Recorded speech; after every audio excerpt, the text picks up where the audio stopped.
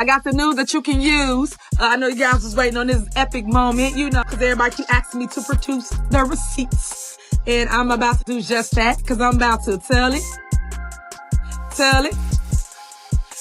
like it is. My name is Tiffany. Tell it.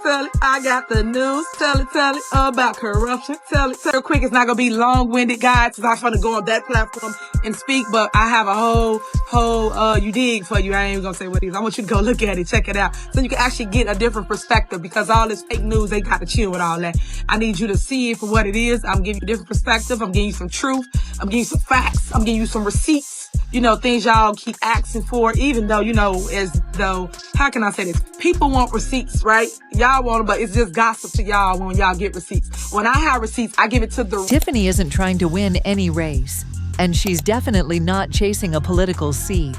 The truth is, all of this, it's just theater. She craves the spotlight, not the office. Tiffany wants to dazzle on stage, not debate in council meetings. Her whole vibe screams entertainer, not mayor. The way she acts, the way she talks, no serious politician behaves like that. She loves to sing, dance, and dive into all the flashy, dramatic stuff most people would call nonsense. But that's Tiffany, the queen of the show, not the city.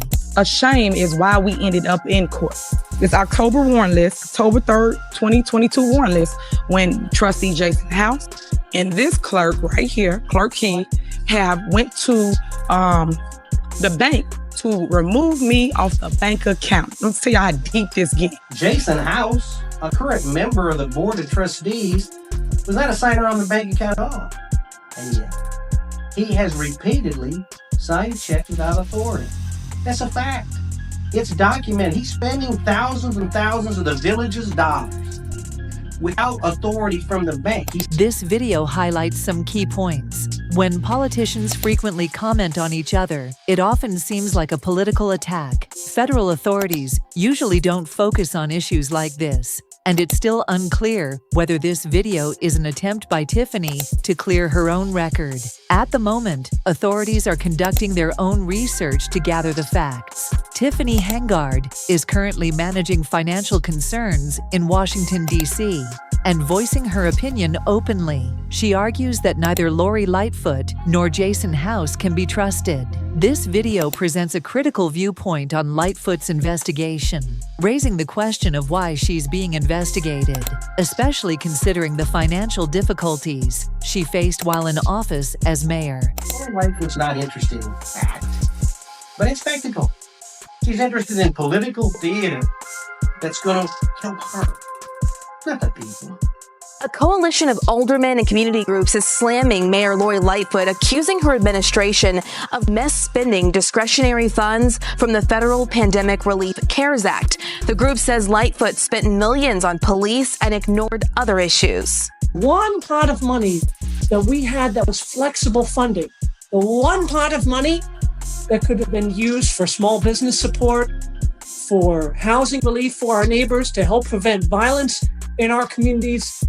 That's what we're talking about. And of that $470 million, $284 million of it went directly to the Chicago Police Department. A mayor who's run out of office, as she was, in large part because of financial mismanagement, being called upon to be the investigator of another mayor's fiscal decisions?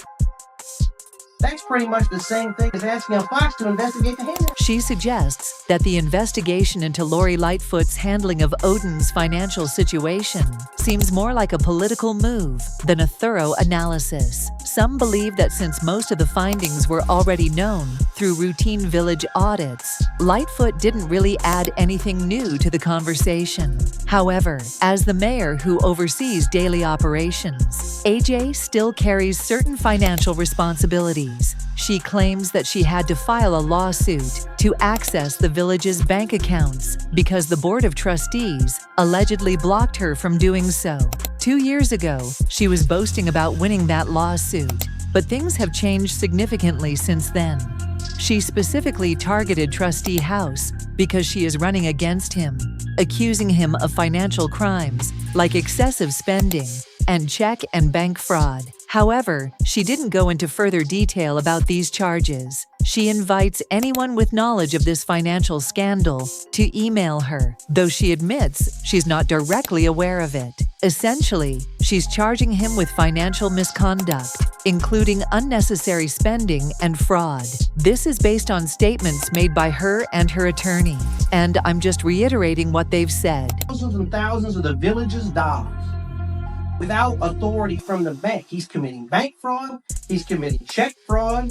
She's proved it in documents. There's matters pending in court. He's been told to stop doing it, and he's still again and again. Y'all didn't do nothing, but I guess it's good, huh? Because everybody got the hand in the cookie jar. So all I'm saying to you is all I try to do is protect the residents, speak out, tell y'all what's going on. I've done nothing wrong. I never do anything wrong because I grew here, as I always say. The rest of them flew here. Tell the people what the feds got you for them. Why was they at the healthcare custodian, which you worked at, and you was over the bank account, over right here at the U.S. Bank, and they walked you out to your computer, seize your stuff. Talk to him then. You want to tell him? Talk to him. Tell the people. Talk to him. Right here. Right, exactly. He's not going to tell his stuff, but I know his. She also argues that by wasting money and engaging in expensive legal battles, the trustees are putting the village's budget at risk, with the lawyers benefiting the most from the situation. It seems like everyone is hiring lawyers at this point. Meanwhile, her opponents are using the current crisis to criticize her character, pointing out her lack of financial responsibility. In a similar vein, the Inspector General of Chicago has shared his thoughts on the state of politics. He stated that both Lori Lightfoot and Brandon Johnson made his job more difficult, and he even made a movie about it. Disturbing new allegations have emerged from the Chicago Inspector General's office. Did the mayor and the city's law department attempt to block investigations to prevent negative information from being made public? Disturbing new allegations from the watchdog office of the Chicago Inspector General. Did the mayor and the city's law department try to hold up investigations to keep negative information from becoming public? At bottom, whether we can allow City Hall, the mayor's lawyers, to choose what people and programs and information is susceptible to oversight and which isn't. In this 17-page letter to the chairman of the Committee on Ethics and Government Oversight, RG Deborah Whitsburg complains that under both Lori Lightfoot and Brandon Johnson, the city's law department has picked and chosen which of the OIG's administrative subpoenas they would comply with, cited attorney-client privilege to avoid handing over embarrassing documents, and insisted on having its lawyers sit in on sensitive interviews. A very disturbing trend by this administration using the tools of government for their weaponization and political purposes. In this 17-page letter to the chairman of the Committee on Ethics and Government Oversight, Deborah Whitsburg complains that under both Lori Lightfoot and Brandon Johnson, the city's law department selectively chose which of the OIG's administrative subpoenas to comply with. They cited attorney-client privilege to avoid releasing embarrassing documents and insisted on having their lawyers present during sensitive interviews. While examining community issues and serving as mayor are two entirely different roles, politics ultimately comes down to disparaging one another. The real question is whether these accusations will be enough to influence voters, especially when they are comparing Jason House to the alleged rapper-turned-super mayor. She is raising similar questions to those from the knife incident, struggling to use her political acumen to navigate situations like these. She has released a video just 5 days before the election, with early voting already underway, in which she talks about feeding some of the population while leaving others hungry. However, it seems the campaign behind this move is poorly planned.